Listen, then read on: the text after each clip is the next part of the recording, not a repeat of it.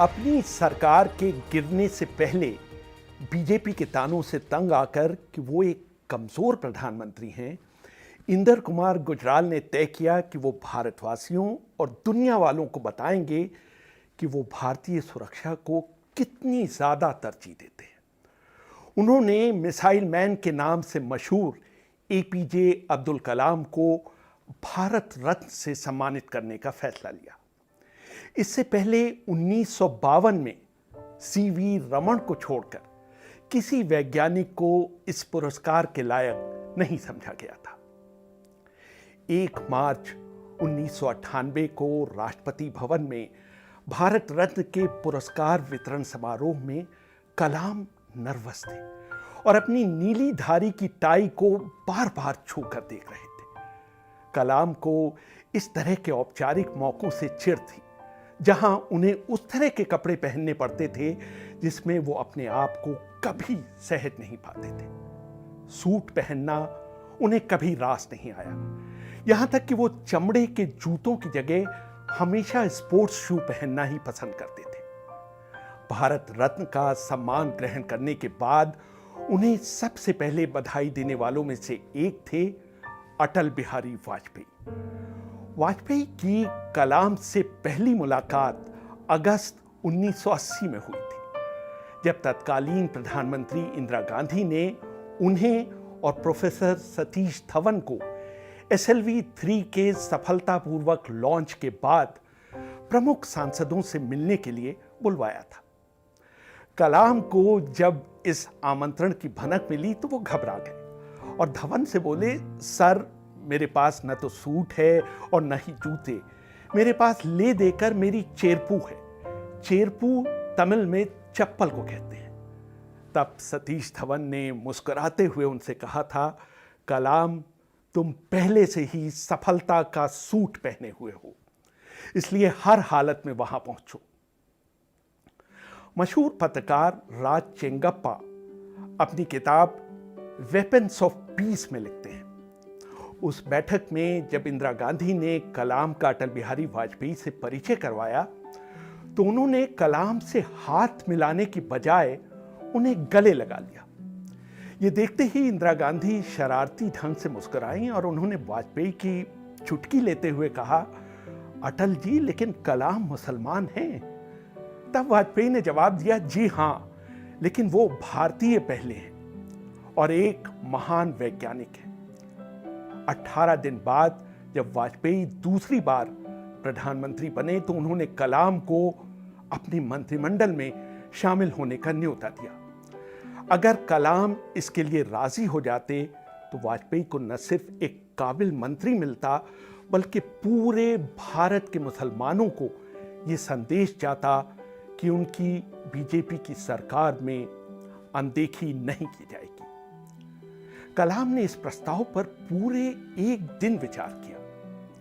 अगले दिन उन्होंने वाजपेयी से मिलकर बहुत विनम्रतापूर्वक इस पद को अस्वीकार कर दिया। उन्होंने कहा कि रक्षा शोध और परमाणु परीक्षण कार्यक्रम अपने अंतिम चरण में पहुंच रहा है और वो अपनी वर्तमान जिम्मेदारियों को निभाकर देश की बेहतर सेवा कर सकते हैं। 2 महीने बाद पोखरण में परमाणु विस्फोट के बाद यह स्पष्ट हो गया कि कलाम ने वो पद क्यों नहीं स्वीकार किया था। 10 जून 2002 को एपीजे अब्दुल कलाम को अन्ना विश्वविद्यालय के कुलपति डॉक्टर कलानिधि का संदेश मिला कि प्रधानमंत्री कार्यालय उनसे संपर्क स्थापित करने की कोशिश कर रहा है, इसलिए आप तुरंत कुलपति के दफ्तर चले आइए ताकि प्रधानमंत्री से आपकी बात हो सके। जैसे ही उन्हें प्रधानमंत्री कार्यालय से कनेक्ट किया गया, वाजपेयी फोन पर आए और बोले, कलाम साहब देश को राष्ट्रपति के रूप में आपकी जरूरत है।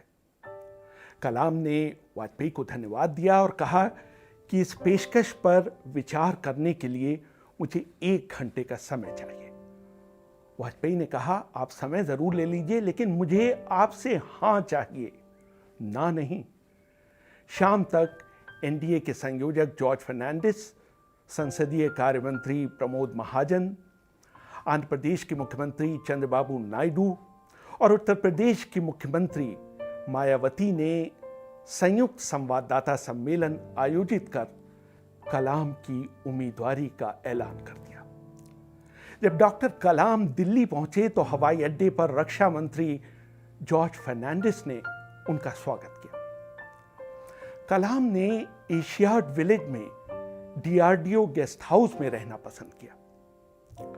18 जून 2002 को कलाम ने वाजपेयी और उनके मंत्रिमंडल की सदस्यों की उपस्थिति में अपना नामांकन पत्र दाखिल किया। पर्चा भरते समय वाजपेयी ने उनके साथ मजाक किया, आप भी मेरी तरह कुंवारे हैं? तो कलाम ने ठहाकों के बीच जवाब दिया, प्रधानमंत्री महोदय, मैं न सिर्फ कुंवारा हूं बल्कि ब्रह्मचारी भी हूं।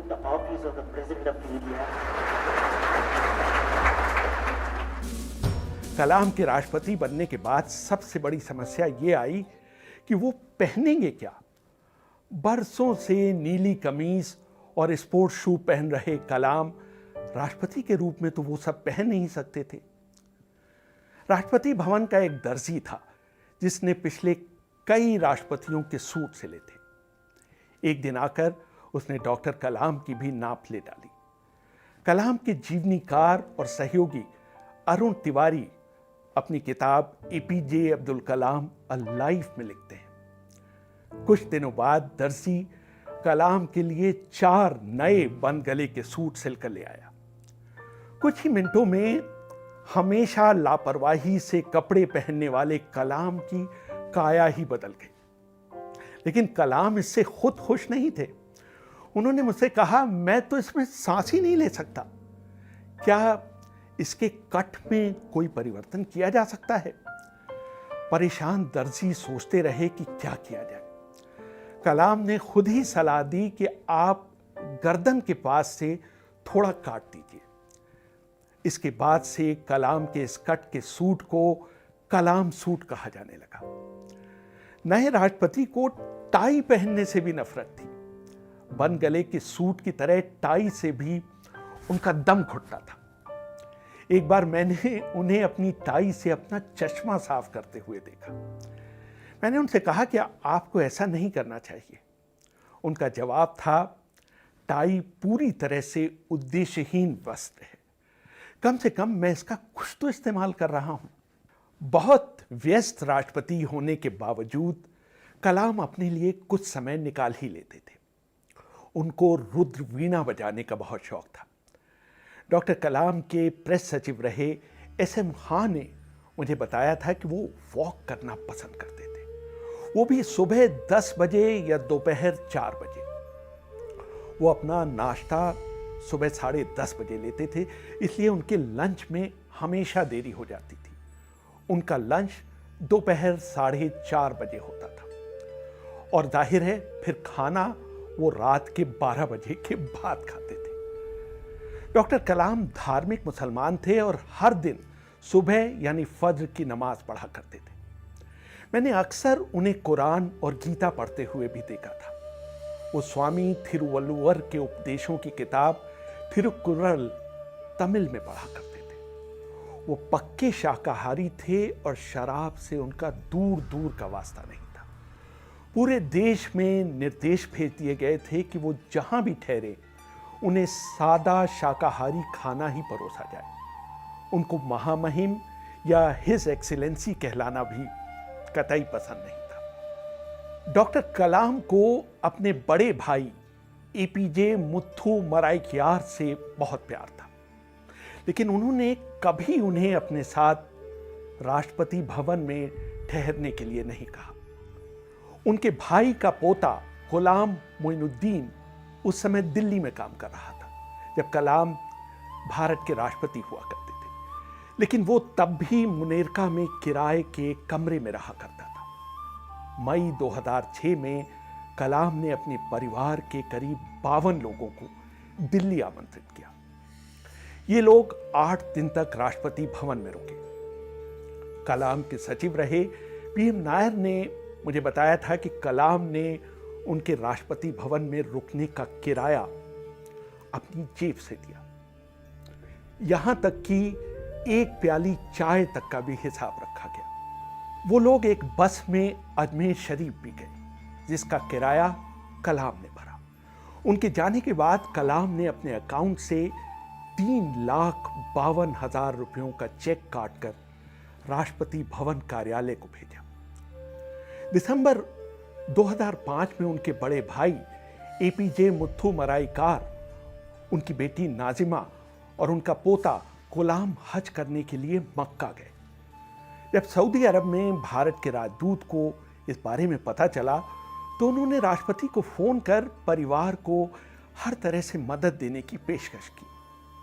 कलाम का जवाब था, मेरा आपसे यही अनुरोध है कि मेरे 90 साल के भाई बिना किसी सरकारी व्यवस्था के एक आम तीर्थयात्री की तरह हज करें और इसमें आप उनकी मदद करें। नायब ने मुझे एक और दिलचस्प किस्सा सुनाया था। एक बार नवंबर 2002 में कलाम ने मुझे बुलाकर पूछा, ये बताइए कि हम इफ्तार भोज का आयोजन क्यों करें? वैसे भी यहां आमंत्रित लोग खाते पीते लोग होते हैं, आप इफ्तार पर कितना खर्च करते हैं? राष्ट्रपति भवन के आतिथ्य विभाग को फोन लगाया गया। उन्होंने बताया कि इफ्तार भोज में मोटे तौर पर 2.5 लाख रुपए का खर्च आता है। कलाम ने कहा, हम ये पैसा अनाथालय को क्यों नहीं दे सकते? आप अनाथालयों को चुनिए और ये सुनिश्चित करिए कि ये पैसा बर्बाद न जाए। राष्ट्रपति भवन की ओर से इफ्तार के लिए निर्धारित राशि से आटे, दाल, कंबलों और स्वेटरों का इंतजाम किया गया और उसे 28 अनाथालयों के बच्चों में बांटा गया। लेकिन बात यहीं खत्म नहीं हो गई। कलाम ने मुझे फिर बुलाया और जब कमरे में वो और मैं अकेले थे, उन्होंने कहा, ये सामान तो आपने सरकार के पैसे से खरीदवाया है, इसमें मेरा योगदान तो कुछ भी नहीं है। मैं आपको 1 लाख रुपए का चेक दे रहा हूं, उसका भी इसी तरह इस्तेमाल करिए जैसा आपने इफ्तार के लिए निर्धारित पैसे का किया है। लेकिन किसी को ये मत बताइए कि ये पैसे मैंने दिए हैं। डॉक्टर कलाम का मानवीय पक्ष बहुत मजबूत था। एक बार वो जाड़े के दौरान राष्ट्रपति भवन के गार्डन में टहल रहे थे। उन्होंने देखा कि सुरक्षा गार्ड के केबिन में हीटिंग की कोई व्यवस्था नहीं है और कड़ाके की ठंड में सुरक्षा गार्ड की कपकपी छूट रही है। उन्होंने तुरंत संबंधित अधिकारियों को बुलाया और उनसे गार्ड के केबिन में जाड़े के दौरान हीटर और गर्मी के दौरान पंखा लगवाने की व्यवस्था करवाई। एसएम खान ने एक किस्सा और सुनाया। एक बार मुगल गार्डन में टहलने के दौरान उन्होंने देखा कि एक मोर अपना मुंह नहीं खोल पा रहा है। उन्होंने तुरंत राष्ट्रपति भवन के वेटरनरी डॉक्टर सुधीर कुमार को बुलाकर मोर की स्वास्थ्य जांच करने के लिए कहा। जांच करने पर पता चला कि मोर के मुंह में एक ट्यूमर है, जिसकी वजह से न तो वो अपना मुंह खोल पा रहा था और न ही बंद कर पा रहा था। वो कुछ भी खा नहीं पा रहा था और बहुत तकलीफ में था। कलाम के कहने पर डॉक्टर कुमार ने उस मोर की आपात सर्जरी की और उसका ट्यूमर निकाल दिया। उस मोर को कुछ दिनों तक आईसीयू में रखा गया और पूरी तरह ठीक हो जाने के बाद मुगल गार्डन में छोड़ दिया गया। 15 अक्टूबर 2005 को अपने 74वें जन्मदिन के दिन कलाम हैदराबाद में थे। उनके दिन की शुरुआत हुई हृदय रोग से पीड़ित तंजानिया के कुछ बच्चों से मुलाकात के साथ, जिनका हैदराबाद के केयर अस्पताल में ऑपरेशन किया गया था। उन्होंने हर बच्चे के सिर पर हाथ फेरा और उन्हें टॉफी का एक एक डिब्बा दिया, जिन्हें वो दिल्ली से लाए थे। बाहर बैठे आंध्र प्रदेश के राज्यपाल सुशील कुमार शिंदे, मुख्यमंत्री राजशेखर रेड्डी और तेलुगु देशम के प्रमुख चंद्रबाबू नायडू इंतजार कर रहे थे। उनकी समझी में नहीं आ रहा था कि इन बच्चों को उनके ऊपर तरजीह क्यों दी जा रही है। अरुण तिवारी एपीजे कलाम की जीवनी में लिखते हैं, हुआ ये कि सितंबर 2000 में तंजानिया की यात्रा के दौरान कलाम को पता चला कि वहाँ जन्मजात दिल की बीमारी से पीड़ित बच्चे बिना किसी इलाज के मर रहे हैं। वहाँ से लौटने के बाद उन्होंने मुझसे कहा कि किसी तरह इन बच्चों और उनकी माँओं को दार ए सलाम से हैदराबाद लाने की मुफ्त व्यवस्था करो। उन्होंने मुझसे वी तुलसीदास से बात करने के लिए कहा, जो उस समय एयर इंडिया के अध्यक्ष और प्रबंध निदेशक हुआ करते थे। वो इस काम में मदद करने के लिए राजी हो गए।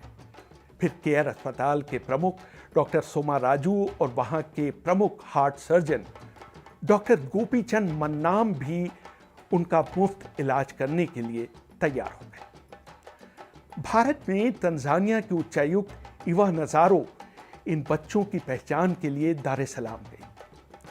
24 बच्चों और उनकी माँओं को दार ए सलाम से हैदराबाद लाया गया। केयर फाउंडेशन ने 50 लोगों के ठहरने और खाने की मुफ्त व्यवस्था की। ये सब लोग हैदराबाद में 1 महीने रुककर इलाज कराने के बाद सकुशल तंजानिया वापस लौटे। जब कलाम का कार्यकाल खत्म होने लगा तो उन्होंने 1971 की लड़ाई के hero field marshal Sam Manekshaw से मिलने की इच्छा प्रकट की। वो फरवरी 2007 में उनसे मिलने ऊटी गए। उनसे मिलने के बाद कलाम को अंदाजा हो गया कि मानेकशॉ को फील्ड मार्शल जैसी पदवी तो दे दी गई है, लेकिन उसके साथ मिलने वाले भत्ते और सुविधाएं नहीं दी गई हैं। दिल्ली लौटने के बाद उन्होंने इस दिशा में कुछ करने का फैसला किया। फील्ड मार्शल मानेकशॉ के साथ साथ मार्शल अर्जन सिंह को भी सारे बकाया भत्तों का भुगतान कराया गया, और वो भी उस दिन से जब से उन्हें ये पद दिया गया। रेहान फजल, BBC, दिल्ली।